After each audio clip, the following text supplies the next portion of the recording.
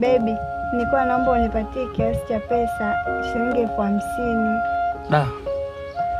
Kiukweli Mai, nimekusikia vizuri. Lakini Mai, nikwambie tu ukweli. Hapa nilipo naumwa vibaya mno. Tumbo linaniuma mke wangu, tumbo linaniuma. Yaani sielewi shida ni toka jana naendesha kwenda chooni. Tumbo linaniuma. Mimi na choo kila muda.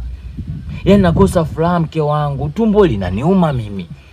Sio nisaidie dawa.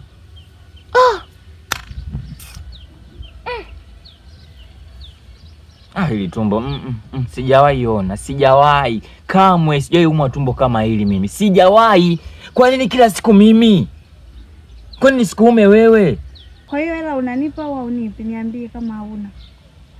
Mai mwenzako mimi naumwa. Mimi naumwa. Tumbo linahusiana vipi na pesa? Wewe pesa inahusiana nini na tumbo? Sasa mimi si nimekuja kuomba hela na shida na hela. Na mimi si nimekuambia naumwa tumbo na shida na dawa? Au unataka mimi nimwombe nani dawa? Mai, nimekumbuka.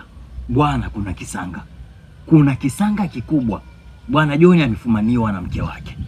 Joni amechepuka. Joni si mlokole. Ulokole keka pembeni. Joni, nikwambie kitu kimoja mke wangu. Joni kuna kitu kimemlamba. Joni karambika. Joni kafumaniwa na mke wake. Sasa na ulokole wake ule si atatengwa kanisani. Nakwambia ulokole keka pembeni. Mapenzi mbele. Basi tunaenda mbele tunarudi nyuma. Naomba 50,000. Nikanunua mahitaji. Yaani umbea wa Joni unanipa.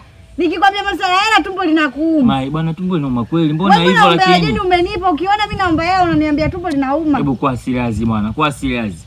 Ugonjwa naombea usiweke vitu ambavyo, yaani ugonjwa naombea ni vitu ambavyo. Mbona ulipokuwa unaongea umbea wa Joni umeongea vizuri, tumbo lilikuwa haliumi. Kwa mimi Mungu sasa. Sasa wewe Mungu nilipigie tumbo simu kwamba lianze kuuma baada. Basi kama unipi hela mimi naondoka. Yaani umbea wa Joni unanipa afu nikikwambia hela unipi.